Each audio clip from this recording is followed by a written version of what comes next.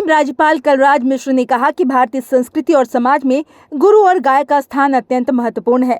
गाय भारतीय संस्कृति में पूजनीय है। भारत में हमारे भगवान श्री कृष्ण और भगवान शंकर ने नंदिनी और नंदी को महत्व बताया है, जिनमें इन गौवंश को अहम स्थान दिया गया है। राज्यपाल शनिवार को पाली में रूप रजत विहार के रूप रजत विशिष्ट अतिथि गृह व वाचनालय का उद्घाटन अवसर पर आयोजित समारोह को संबोधित कर रहे थे। उन्होंने आगे कहा कि सभी जीवों के कल्याण में मानव मात्र का कल्याण निहित है। उन्होंने उपस्थित आमजन को संबोधित करते हुए कहा कि संत महात्माओं के चिंतन को आगे बढ़ाएं और उनके सेवा संकल्पों से समाज को लाभान्वित करें। वैदिक काल से गौ माता सनातन संस्कृति का महत्वपूर्ण अंग रही है। गाय में गुणों की कोई सीमा नहीं होती। प्राचीन काल में गुरुकुल में शिक्षार्थियों को गाय को गौ माता के रूप में बताया जाता था। भगवान श्री कृष्ण भी स्वयं को गोपालक कहते थे। उन्होंने कहा कि गाय का रोम रोम दो देव तुल्य है, इसीलिए गौ पूजा सर्वदेव पूजा है। जहाँ गोवर्धन संरक्षण के लिए दान दिया जाता है, वो समाज उन्नति और प्रगति को प्राप्त करता है, और जो व्यक्ति सेवा भाव में होता है वो कभी हिंसा नहीं कर सकता। उन्होंने कहा कि मनुष्य बनने का अर्थ मानवीय मूल्यों से ओतप्रोत व्यक्तित्व है। सभी जीवों के कल्याण में मानव मात्र का कल्याण निहित है, यही सनातन है। उन्होंने सभा में उपस्थित भामाशाहों की तारीफ करते हुए कहा, आप सभी का योगदान समाज में अनुकरणीय है। हम सभी मिलकर भारत को शिखर बनाने का संकल्प लिए यही आह्वान करता हूँ। संविधान की प्रस्तावना व मूल कर्तव्यों का वाचन किया। इससे पहले पाली आगमन पर राज्यपाल श्री कलराज मिश्र को हेलीपैड पर गार्ड ऑफ ऑनर दिया व जनप्रतिनिधियों व अधिकारियों ने स्वागत व अगवानी की। इस मौके पर राज्यसभा सांसद लहर सिंह सिरोहिया, संभागीय आयुक्त श्रीमती वंदना सिंघवी, पुलिस महानिरीक्षक राघवेंद्र सुहासा, जिला कलेक्टर नमित मेहता, जिला पुलिस अधीक्षक गगनदीप सिंगला, अतिरिक्त जिला कलेक्टर प्रशासन डॉक्टर राजेश गोयल सहित गणमान्य उपस्थित रहे। अपना अभिनंदन करते हुए संत गण के चरणों में अपना माथा नवाते हुए, पूज्य स्वामी जी के चरणों में अपना माथा नवाते हुए अपनी वाणी को मैं विराम देता हूँ। बहुत बहुत धन्यवाद। नाम लेकर पुकारना, ये बात सही है कि मैं जल्दी भूलता नहीं हूँ। एक एक कार्यकर्ता के बारे में जानकारी भी रखता हूँ, लेकिन मैं बहुत ही बड़ी, मेरी स्मरण शक्ति बहुत अधिक है।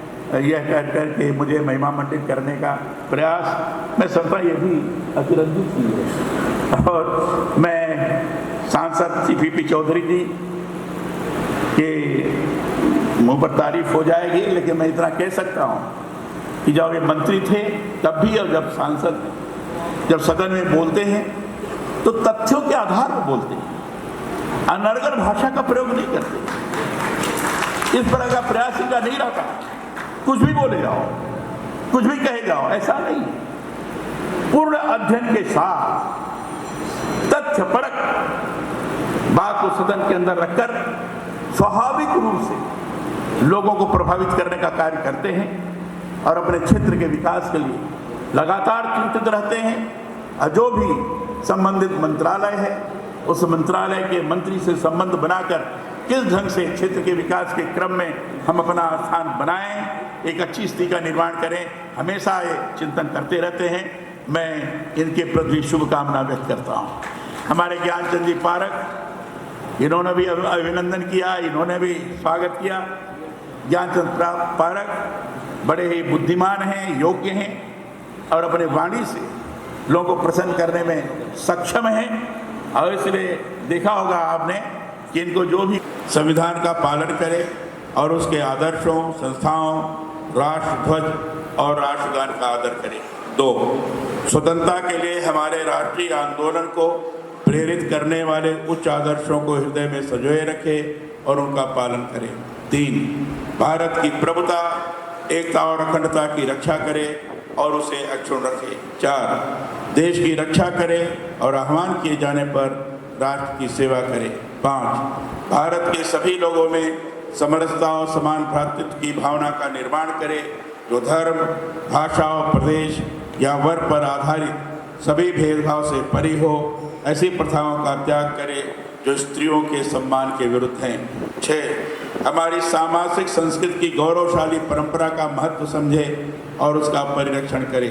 7, प्राकृतिक पर्यावरण की, जिसके अंतर्गत वन, झील, नदी और वन्य जीव हैं, रक्षा करे और उसका संवर्धन करे तथा प्राणी मात्र के प्रति दया भाव रखे। 8, वैज्ञानिक दृष्टिकोण, मानववाद और ज्ञानार्जन तथा सुधार की भावना का विकास करे। 9, सार्वजनिक संपत्ति को सुरक्षित रखे और हिंसा से दूर रहे। 10 व्यक्तिगत और सामूहिक गतिविधियों के सभी क्षेत्रों में उत्कर्ष की ओर बढ़ने का सतत प्रयास करे, जिससे राष्ट्र निरंतर बढ़ते हुए प्रयत्न और उपलब्धि की नई ऊंचाइयों को छू ले।